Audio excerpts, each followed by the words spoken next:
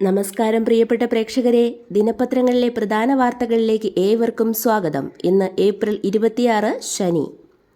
Indian ബഹിരാകാശ ഗവേഷണ സംഘടനയായ ISROയെ 9 വർഷം നയിച്ച വിഖ്യാത ബഹിരാകാശ ശാസ്ത്രജ്ഞൻ ഡോക്ടർ കെ കസ്തൂരിരംഗൻ അന്തരിച്ചു. ബംഗളൂരുവിലെ വസതിയിലായിരുന്നു അന്ത്യം. നാളെ രാവിലെ 10 മുതൽ ബംഗളൂരു രാമൻ റിസർച്ച് ഇൻസ്റ്റിറ്റ്യൂട്ടിൽ പൊതുദർശനം. സംസ്കാരം പിന്നീട്. ISROയിൽ 40 വർഷത്തോളം നീണ്ട കരിയറിൽ PSLV, GSLV ഉൾപ്പെടെയുള്ള ദൗത്യങ്ങൾക്ക് ചുക്കാൻ പിടിച്ചു.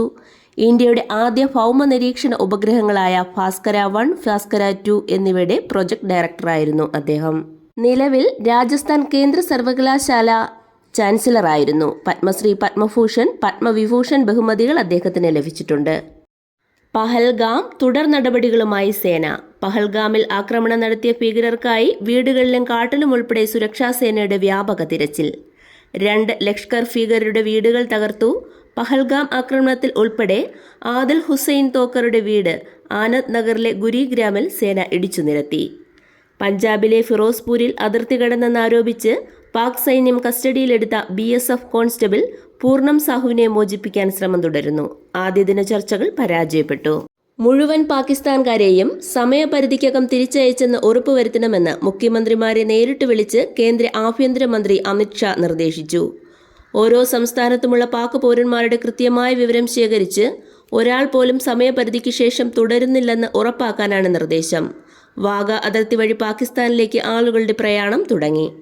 മാലാഖമാർ പാടിയുറക്കുന്ന നിത്യനിദ്രയിലേക്ക് പ്രവേശിച്ച ഫ്രാൻസിസ് മാർപ്പാപ്പയുടെ സംസ്കാര ചടങ്ങ് ഇന്ന് ഇന്ത്യൻ സമയം 1:30 സെന്റ് പീറ്റേഴ്സ് ചത്തുരത്തിൽ ദിവ്യബലിയോടെ ആരംഭിക്കും.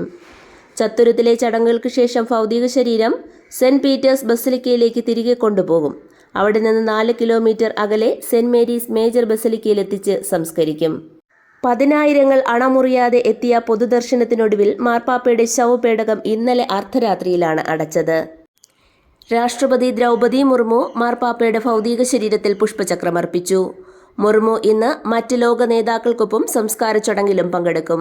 കേന്ദ്രമന്ത്രി കിരൺ റിജ്ജു, കേന്ദ്ര സഹമന്ത്രി ജോർജ് കുര്യൻ, കേരള സർക്കാരിന്റെ പ്രതിനിധിയായി മന്ത്രി റോഷി അഗസ്റ്റിൻ എന്നിവരും എത്തിയിട്ടുണ്ട്. US president Donald Trump, British പ്രധാനമന്ത്രി, ഇറ്റലി പ്രധാനമന്ത്രി, അർജന്റീന പ്രസിഡന്റ് തുടങ്ങിയ പ്രമുഖ നേതാക്കന്മാർ ഇന്ന് പങ്കെടുക്കും. മുതലപ്പൊഴി മത്സ്യബന്ധന തുറമുഖ കേന്ദ്രത്തിലെ മണൽ മൂടിക്കിടന്ന പൊഴിമുഖം തുറന്നു. 5 ദിവസങ്ങളായി 4 എക്സ്കവേറ്ററുകളും മണ്ണുമാന്തികളും ഒപ്പം തുറമുഖ തീരത്ത് പ്രവർത്തിച്ചിരുന്ന ഡ്രജറും ഉപയോഗിച്ചാണ് പൊഴിമുഖം മുറിച്ച് വെള്ളം കടലിലേക്ക് ഒഴുക്കിയതിനുള്ള ചാൽ രൂപപ്പെടുത്തിയത്. ശാഖാകുമാരിയെ അരുൺ കൊലപ്പെടുത്തിയത് സ്വത്തിനു വേണ്ടി. നെയ്യാറ്റിൻകര സ്വത്ത് തട്ടിയെടുക്കാൻ തന്നെക്കാൾ 28 വയസ്സ് കൂടുതലുള്ള സ്ത്രീയെ വിവാഹം കഴിക്കുകയും പിന്നീട് വൈദ്യുതാഘാതം ഏൽപ്പിച്ച് കൊലപ്പെടുത്തുകയും ചെയ്തെന്ന കേസിൽ ഭർത്താവിന് ജീവപര്യന്തം തടവും 2 ലക്ഷം രൂപ പിഴയും.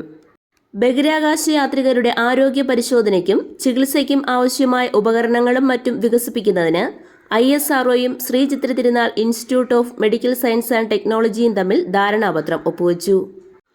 കരിമണൽ കച്ചവടത്തിന് നിയമവിരുദ്ധമായ സഹായം ഉറപ്പാക്കാൻ CMRL വൻതുക ചെലവഴിച്ചെന്ന കേസിൽ അന്വേഷണം നടത്തി സമർപ്പിച്ച പ്രോസിക്യൂഷൻ കംപ്ലയിന്റിൽ പരാമർശിക്കുന്ന 13 കോടി രൂപയുടെ വിദേശ ഇടപാടിൽ വിശദമായ അന്വേഷണം വേണമെന്ന് SFIO. സംസ്ഥാനത്തെ സർക്കാർ നിയന്ത്രണത്തിലുള്ളതും സർക്കാർ അംഗീകൃതവുമായ സ്വകാര്യ മേഖലയിലുള്ളതുമായ IT പാർക്കുകളിൽ ഇനി മദ്യശാല തുടങ്ങാം. 2021-22 മദ്യനയത്തിലെ പ്രഖ്യാപനത്തിന് അനുസൃതമായി വിദേശ മദ്യചട്ടങ്ങൾ ഭേദഗതി വരുത്തി സർക്കാർ വിജ്ഞാപനം പുറത്തിറക്കി.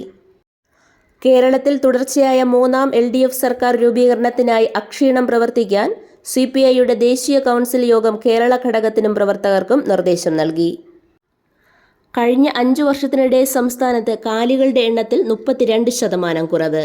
വിവിധ പദ്ധതികളിലൂടെ കാലികളുടെ എണ്ണത്തിൽ വർധനയും ക്ഷീര-മാംസ ഉൽപാദനത്തിൽ കുതിപ്പുമുണ്ടായെന്ന സർക്കാരിന്റെ അവകാശവാദങ്ങൾക്ക് എതിരാണ് കന്നുകാലി സെൻസസിന്റെ പ്രാഥമിക റിപ്പോർട്ടിലെ കണക്കുകൾ. കഴിഞ്ഞ ഒക്ടോബർ മുതൽ ഈ മാസം 15 വരെയാണ് സെൻസസ് നടത്തിയത്. കഴിഞ്ഞ 23 വർഷത്തിനുള്ളിൽ സംസ്ഥാനത്ത് കന്നുകാലികളുടെ എണ്ണത്തിൽ 60% കുറവുണ്ടായി. 2030 ആകുമ്പോഴേക്കും എണ്ണം 5 ലക്ഷത്തിൽ താഴെയാകുമെന്നാണ് ക്ഷീരകർഷകരുടെ അനുമാനം.